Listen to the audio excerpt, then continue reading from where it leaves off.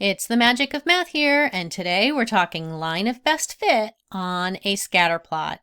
We'll also use the equation of the line of best fit. Let's get started. We're going to start with our learning objectives. You, the student, will identify a line of best fit, and you will use a line of best fit to solve problems. Here's the question I'd like you thinking about today as we proceed through the lesson. How can you use a line of best fit to predict an outcome on a scatter plot? We're going to start our lesson reviewing some vocabulary. We have our scatter plot, and on our scatter plot, we have a line of best fit. A line of best fit is a line on a scatter plot that closely follows the trend of the data. So in our previous lesson, we talked about positive linear association, negative linear association, nonlinear association. So we can see if we have a line of best fit, it's going to be linear, meaning it can form a line. And we can see that this is following, it's all trending upward as we read the graph left to right. So we have a positive linear relationship and our line of fit is trending in that direction. We also can say that a line of best fit is used to interpret and predict the relationship between the two sets of data on a scatter plot. So here our scatter plot is talking about the number of hours somebody worked and the amount they earned. So we can understand that that is a positive relationship. As the hours increase, the money earned increases. But we can see that we have a variety of data points here.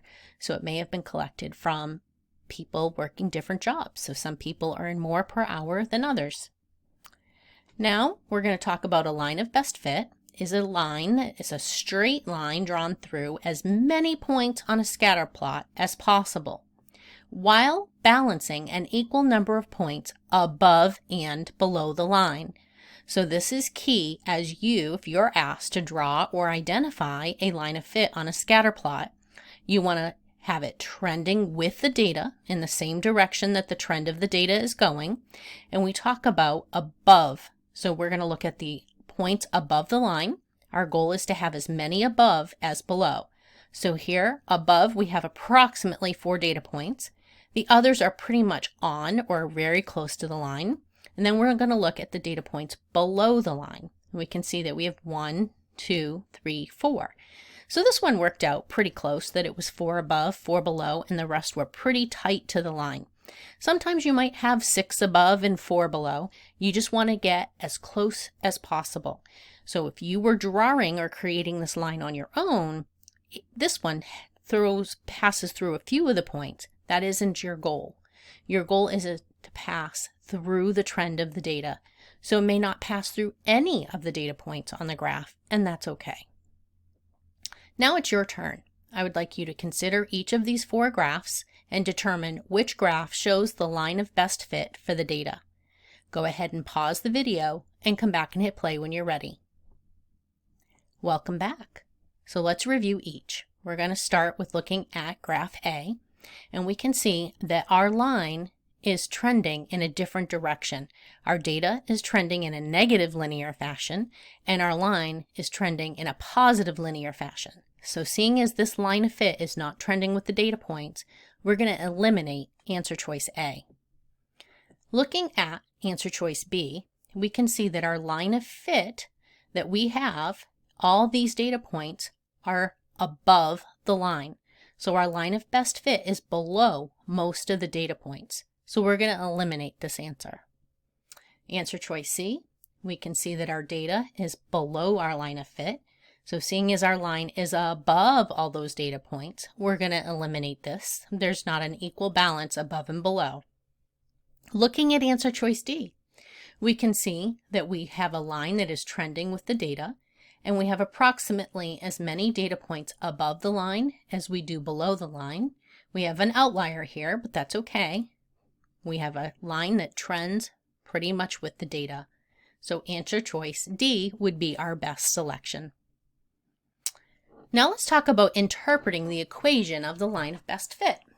Here we're presented with a scatter plot that shows a bike rental shop that recorded X, the number of hours a bike was rented, and Y, the total cost in dollars that a customer paid. The shop made a scatter plot and drew a line of best fit for the data. as shown on the coordinate plane. The equation for the line of best fit is y equals 8.3x add 18. So here we have our scatter plot. The store collected the number of hours that a bike was rented and the amount that a customer paid, and they gave us this equation. This equation, y equals 8.3x add 18, is the equation of our line of best fit. It is written in slope-intercept form, y equals mx plus b, where we have our slope represented by m, the coefficient of x, which we can identify in the given equation as 8.3 being our slope. And we have our y-intercept represented by b, and we can see that that is 18. We always take the sign that comes before the variable b, positive 18. So if it was subtract, that would mean our y-intercept was negative 18. All right, let's use all this information. You will typically be asked, what does the y-intercept of the line of best fit represent in the context of the situation, and be able to explain your reasoning. So if you're comfortable and ready, go ahead and pause the video, do your best work, and then come back to see mine. Welcome back. So we're talking about the y-intercept here, and we're going to use all the information from our equation of our line of best fit and our scatter plot to write a sentence. So when we talk about y-intercept, we know that that is the point where it crosses or begins at the y-axis. Because this is a first coordinate graph, it's going to begin. So I can identify that this is the point where the y-intercept exists. I can't tell what exactly it is from looking at my graph because the interval represents 10.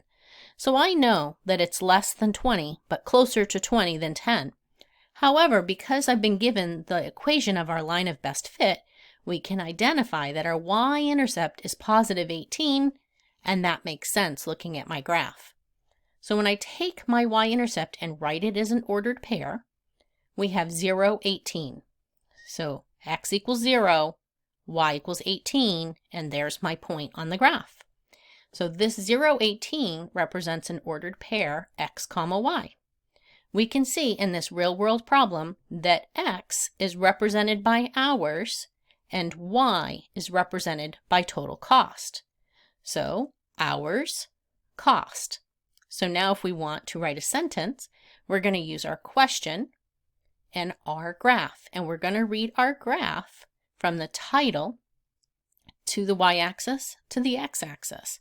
So our y-intercept, when we write our sentence, the y-intercept represents that a bike rental will cost $18 for 0 hours. And there's our conclusion. This y-intercept represents a cost of $18 when rented for 0 hours. So that just means that this bike shop charges an initial fee of $18 before you even take off with the bike. It could be extra equipment, insurance, but there's an initial fee of $18 and then you pay beyond that per hour. Let's review another question you might see. Here we're asked, what does the slope of the line of best fit represent in the context of the situation, and explain your reasoning. So if you're ready to try this one on your own, pause the video now and then come back when you're ready. Welcome back. So here we're going to identify slope from our equation as 8.3. We're going to do the same thing. We're going to interpret this using our graph. So we know that when we're talking about slope, it represents a ratio of the rise, or a change in y, to run, the change in x. So when we look at that, we can see that our rise from one point on the line, we're going to talk about cost, right? That's our rise. We're going to go from here to here and then over to our line, and our run right here is on our x. The change in x is the change in hours. So the ratio we're talking about is cost to hours, y to x, the change. And we can identify that our slope is specifically in this problem 8.3. So that's 8.3 with a denominator of 1. Any value can be written with a denominator of 1. So our cost, $8.30 for 1 hour. So our slope from our equation of our line of fit is typically in simplest form, and it represents our unit rate in this real world situation. So we're going to write our sentence using our graph. So starting with what we want to know, our slope for our bike rental is going to be a ratio of cost to hours, and here it is, $8.30 per hour. So our sentence, the slope represents that a bike rental will cost $8.30 per hour. So now we've learned from our equation of our line of fit that this bike shop has an initial fee of $18 and then charges about $8.30 per hour. You can see that these points aren't exactly all on the line, so probably means the type of bike you rent is going to cost different amounts, but it's approximately $8.30, and that's trending with the data. Here's another question you might see referencing a line of fit. Based on the line of best fit for the data, how much would you expect to pay to rent a bike for 9 hours and be able to show or explain how you got your answer? So go ahead and try this one on your own. Pause and come back and hit play. Welcome back. So again, we want to know how much we're going to pay if we rent a bike for 9 hours. So we're going to go over to our graph. We're going to identify where 9 hours is on our graph. We're going to travel up to our line of fit, and then we're going to travel over to our y-axis that represents the cost. So we can see for 9 hours, it's going to be approximately $90 for our bike rental. So we're going to write our sentence, and we're going to read our graph, bike rental, cost of $90 for 9 hours. Based on the line of best fit, a bike rental cost of $90 would rent a bike for 9 hours. All right, let's do one more. Based on the line of best fit for the data, how many hours would you have rented a bike if the cost were $100? Show or explain how you got your answer. Here's where you pause, do your best work, and then come back to see mine. Welcome back. So we want to know about how many hours for a cost of renting a bike for $100. So we're going to go over and identify where $100 would be on our scatter plot. So we can see that this is increasing by intervals of 10.